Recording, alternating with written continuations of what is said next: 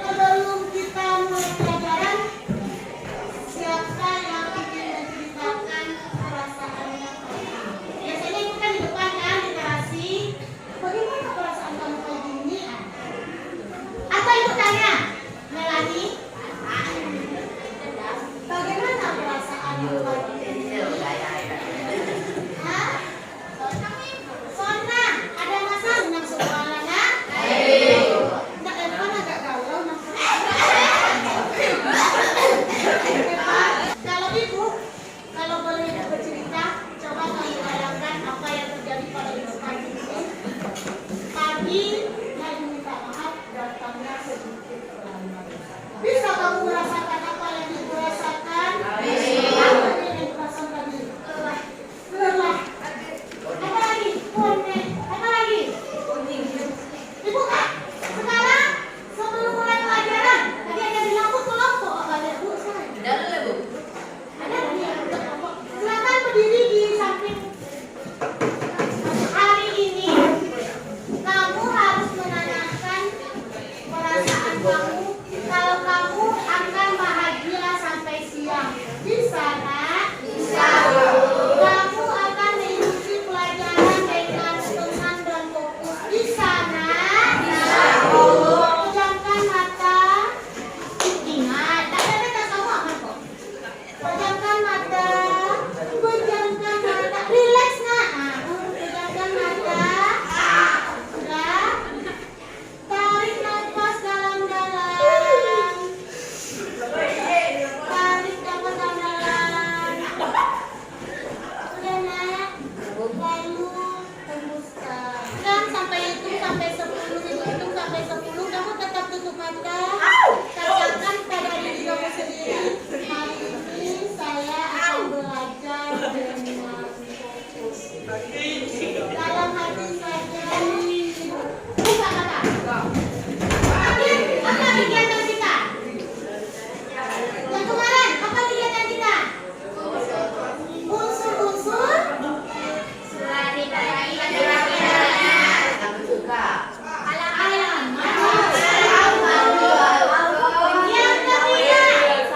Salam terbuka. salam pembuka. Yang keempat, pembuka surat. Yang kelima, Isi surat. isi surat. Yang keenam, Penutup surat. surat. Di depan ada dua kotak. Yang pertama surat pribadi, yang kedua surat dinas. Silakan kamu boleh memilih salah satu surat yang ingin kamu cari nanti unsurnya. Saya lebih pahamnya, lebih sukanya surat dinas lah. Saya lebih pahamnya atau lebih sukanya surat pribadi lah. Keduanya akan kamu kerjakan, tapi yang untuk kelompok saat ini kita pilih salah satu. Nanti yang pribadi yang satunya. Misalnya, yang mes untuk kelompok nanti dia memilih surat pribadi. Maka nanti untuk mandiri dia harus dia menyelesaikan surat dinas. Bukan, silakan saya. Lanjut nanti ya, siap kali lanjut bisa. Lanjut San. Lanjut yang mes. Lanjut Kaisla.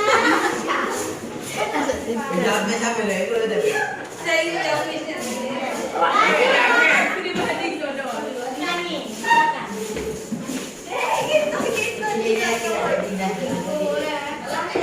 Satu, dua, tiga, empat, lima, enam, tujuh, delapan, sembilan, 10, 11, 22 surat pribadi.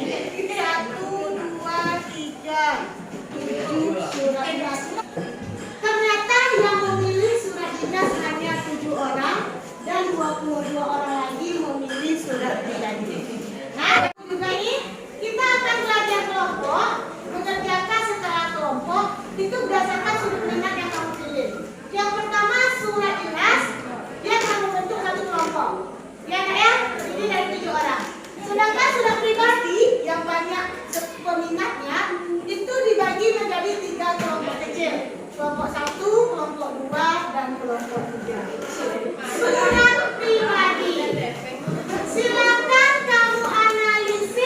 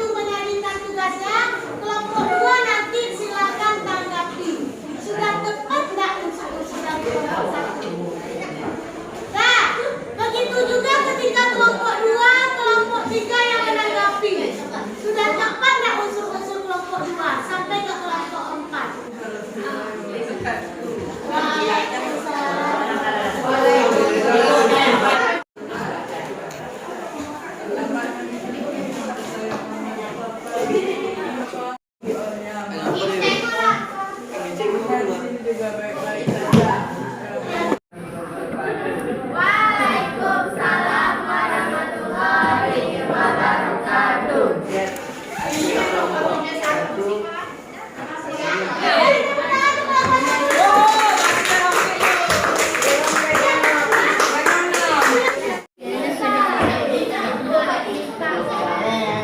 Kelompok 3 silakan tolong mengarahkan pasang. Woi, belum petigo kan? Kami ye tolong itu dah. Tolong.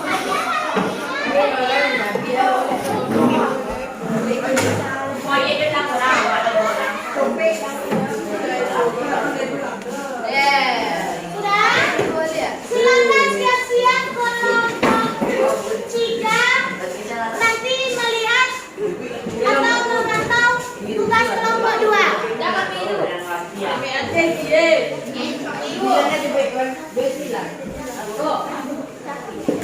Kelompok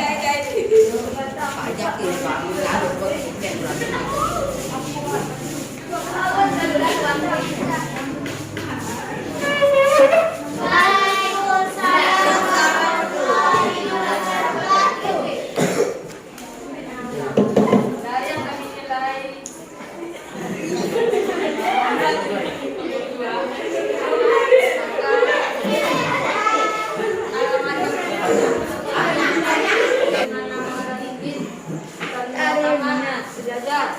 Iya, Nak. Ya, berarti 4. Apa lagi?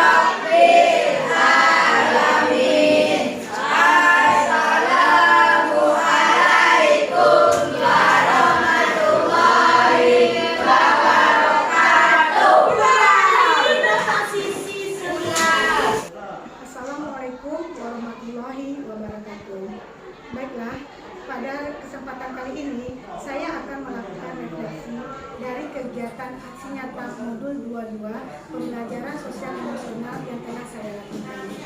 Ada beberapa hal yang akan saya sampaikan pada kegiatan refleksi ini. Yang pertama, perasaan ketika merancang dan juga melaksanakan aksi.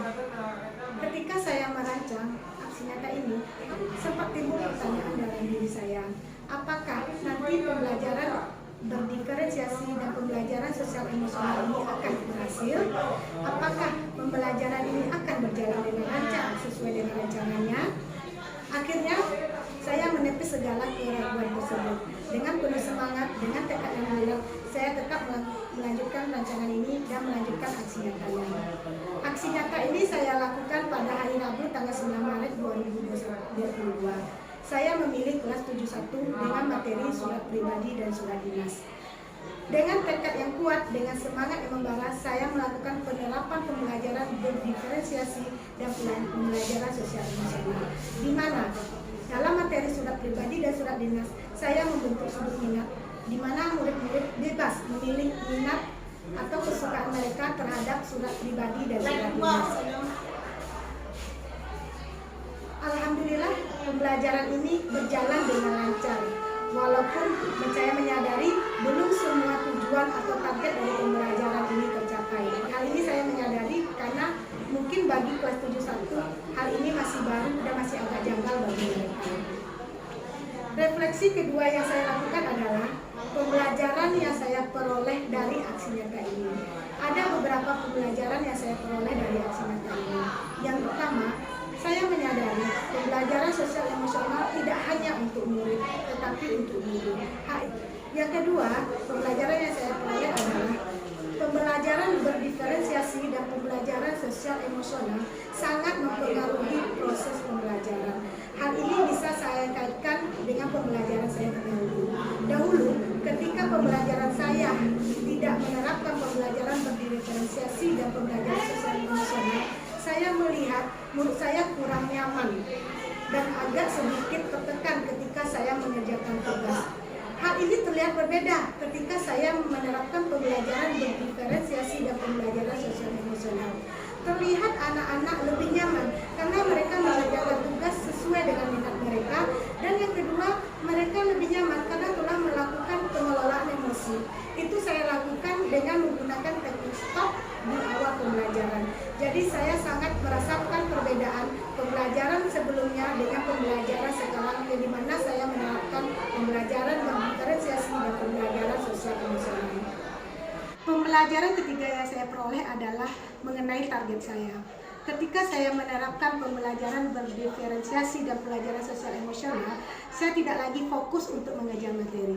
Di sini target saya lebih bagaimana saya menghadirkan pembelajaran yang berpihak pada murid, pembelajaran yang menyenangkan, dan pembelajaran yang memenuhi kebutuhan murid. Hal ini sangat saya rasakan ketika pembelajaran berdiferensiasi saya terapkan, ditambah dengan pembelajaran sosial emosional di mana murid bisa mengontrol dan mengelola emosi mereka.